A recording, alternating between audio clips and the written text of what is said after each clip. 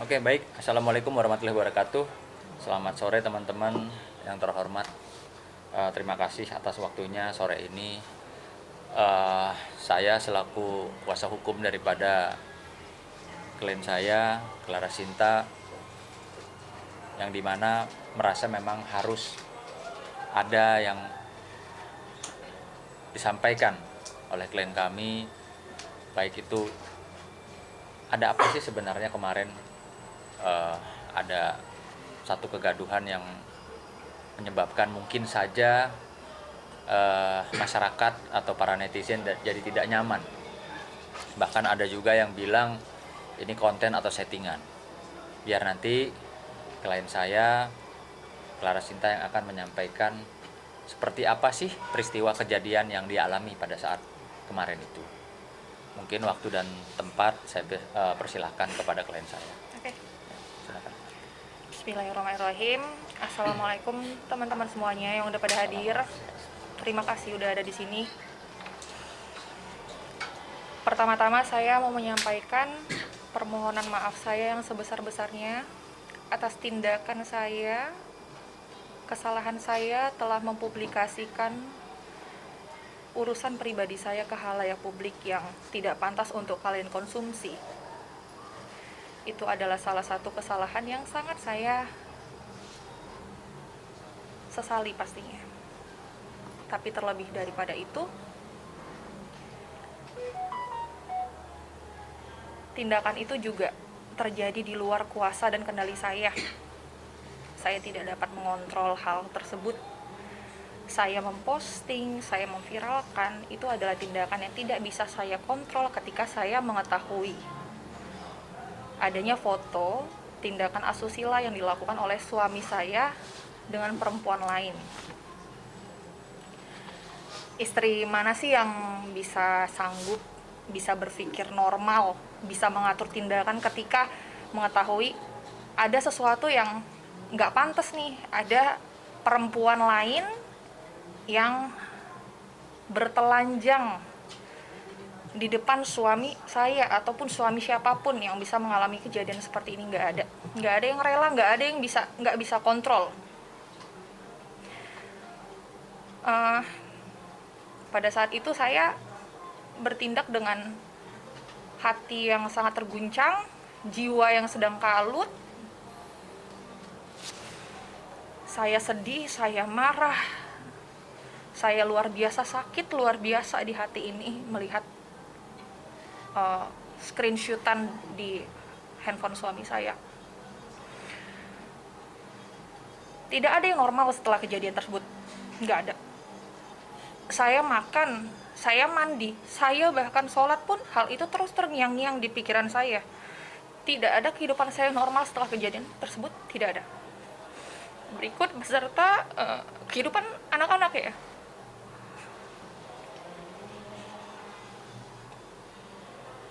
Gak ada yang normal.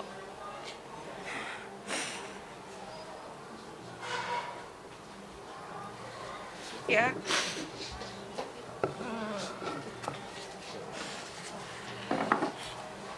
Setelah kejadian tersebut, itu sangat mengguncang mental saya. Anak-anak saya yang tidak mengerti apa-apa pun pasti terkena dampak. Pasti bertanya bapaknya di mana. Meskipun sempat kita kemarin ada mediasi ya dengan Pak Sunan, karena Bapak Sunan ini adalah salah satu sahabat kami berdua dan kami tidak dapat berkomunikasi dengan baik. Saya dengan suami tidak dapat berkomunikasi dengan baik. Pasti kalau ketemu pasti hanya ada saling menyalahkan, bertikai. Jadi di sini Pak Sunan sebagai kuasa hukum saya, totally adalah kuasa hukum saya, di sini berperan untuk membantu saya menghadapi kasus ini, beserta dia adalah teman baik kami berdua, makanya kemarin ada mediasi. Setelah kejadian itu anak-anak tetap bertanya ya, maksudnya dengan keadaan orang tuanya seperti apa, pasti itu terasa terdampak ke anak-anak kami gitu. Pada saat saya menenangkan diri, mencoba mencerna semua ini, saya mengupdate Instagram itu hanya sebagian kecil langkah untuk tetap saya melanjutkan hidup. Saya tidak mau terpuruk, tidak mau. Pada saat sore hari saya mendapatkan surat somasi dari pihak Indah. Sebelumnya apakah ada langkah hukum yang saya ambil? Tidak sebenarnya. Saya menyadari bahwa saya manusia biasa. Yang saya lakukan dengan mempublikasikan tindak asusila ini, ya, itu saya rasa sudah cukup untuk menjadi sanksi sosial dan hukuman yang sangat berat untuk saudari Indah, Tri Indah Rahmadani. Tapi ternyata saya mendapatkan perlawanan dari saudari Indah,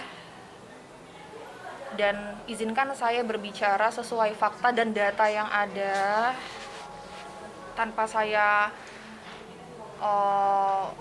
asumsi dari saya. Jadi saya mendapatkan surat somasi dari saudari Indah dengan permintaan penggantian ganti rugi atas psikisnya yang terganggu, psikisnya dan terganggunya pekerjaan saudari Indah dengan nilai yang cukup fantastis 10,7 miliar rupiah. Jadi di sini saya dituntut untuk mengganti rugi hal tersebut. Gitu. Saya izin sampaikan, mungkin ada Bang untuk itu. Suratnya dipegang sama kuasa hukum saya, nanti akan ditunjukkan sesuai izin dari kuasa hukum saya. Seperti itu.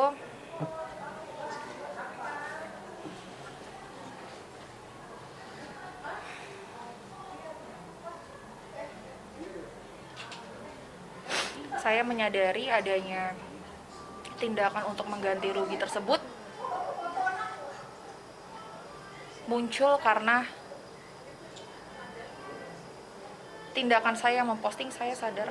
Namun saya juga tidak akan memposting sesuatu kalau tidak ada tindak kejahatan yang terjadi pada postingan sebelumnya. Saya tidak membutuhkan viral dengan kasus ini. Dengan tindakan itu juga saya berempati terhadap diri saya untuk tidak mengambil kerjasama apapun berikut dengan timing yang masih berdekatan dengan kasus ini, kecuali adanya kerjasama yang memang tetap harus saya lunasi sebagai tanggung jawab saya dari bulan sebelumnya atau waktu sebelum saya ada berkasus seperti ini. Saya mengalami kebingungan sekarang.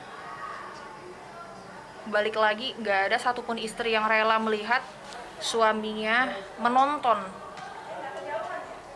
ada perempuan yang bertelanjang di depan dia. Gak ada. Dan saya menyadari kesalahan ini bukan hanya terjadi pada saudari Indah, itu juga terjadi pada suami saya. Dengan itu saya juga sudah melakukan tindakan sesuai porsi masing-masing. Saya juga sudah mendaftarkan gugatan cerai untuk suami saya di Pengadilan Agama. Untuk masalah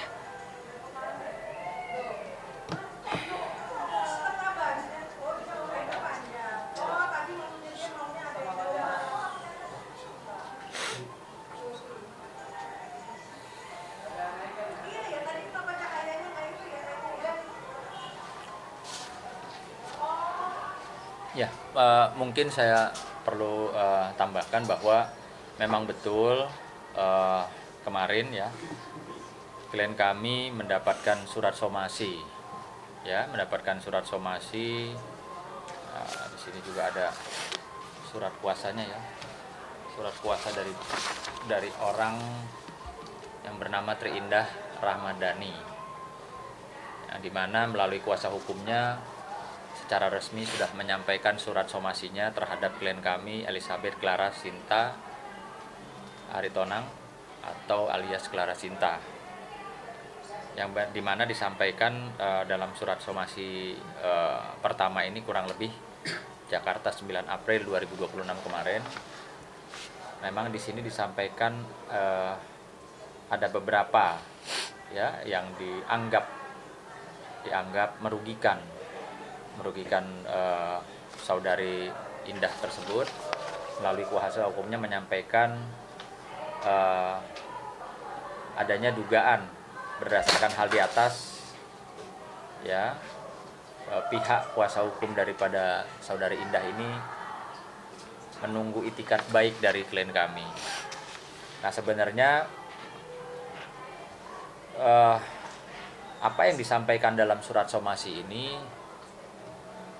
justru juga sama sama dengan apa yang saya selaku kuasa hukum dari Clara Sinta akan lakukan upaya hukum yang sama.